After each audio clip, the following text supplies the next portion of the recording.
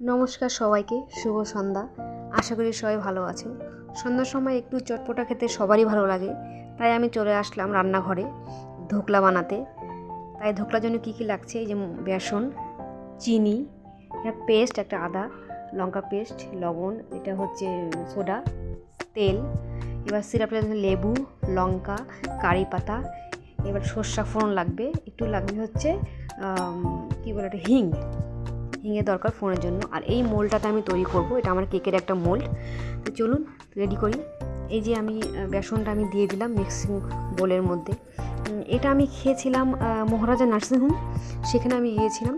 সেখানে আমার ভাগ্নি চাকরি করে, সেখানে গিয়েছিলাম ওর সঙ্গে দেখা করতে। তখন আমি ওখানে খেয়েছিলাম, ভালো লেগেছিলো। তাই ভাবলাম আমি বাড়িতে ট্রাই করি, যদি ভালো লাগে তাহলে আমি আবার নেক্সট ডে বানাবো। এটা দিয়ে দিলাম আমি চিনি। এবার আমি দিয়ে দিব হচ্ছে লবণ। সব কিছু স্বাদ অনুযায়ী দিতে হবে, যে যতটুকু খায় সেরকম অনুযায়ী দিতে লাগবে। এবার দিয়ে দিচ্ছি আমি লবণ। এবার আমি দিয়ে দেবো পেস্টটা, যে পেস্ট আমি করে রেখেছিলাম আদা লঙ্কা, সেই পেস্টটা আমি দিয়ে দেবো।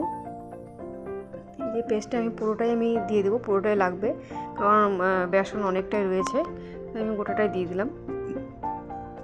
এবার এটাকে একটু ভালো করে মিশিয়ে নিতে হবে এই সব গুঁড়োগুলো একসাথে।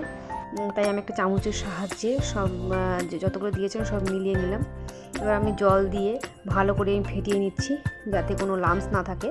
এবার আমি যে মোলটা দেখালাম, এই যে এই মোলটার মধ্যে আমি সম্পূর্ণ ব্যাটারটা দিয়ে দিব, দিয়ে আমি বসিয়ে দেবো এই যে কড়াইয়ের মধ্যে। এটা ওটিজিতে হয় কি না বলতে পারছি না, যদি ওটিজিতে হয়, যদি ভালো হয় তো নেক্সটে আমি ওটিজিতে ট্রাই করবো কেমন হয়। এই যে আমি বসিয়ে দিলাম, এটা আধা ঘন্টা লাগবে হতে। এদিকে আমি চলে গেলাম সিরাপ তৈরি করতে। সিরাপের উপকরণ তো আমি আগেই দেখিয়েছি কী কী উপকরণ লাগবে। এই যে কারি পাতা, লঙ্কা, লেবুর রস, সব কিছুই লাগবে।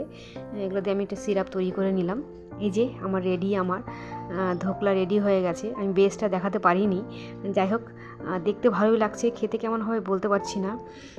তাই আমি একটা বাটির মধ্যে আমি ধোকলাটা নিয়ে নিলাম। এবার আমি দিয়ে আসি আমার ভাগ্নিকে, সোনিয়া আর ভাগনা আছে বুয়া। চলুন ওদের মুখে শুনে নিই কেমন হয়েছে খেতে, ওরাই না হয় বলুক, শুনে নিন। এই যে আমার ভাগনা, শুনিন ওর মুখে কি বলছে ও। বুঝতে পারছেন, ওর খুব ভালো লেগেছে। যাই হোক, ভিডিওটা আমি এখানেই শেষ করলাম। নমস্কার সবাইকে।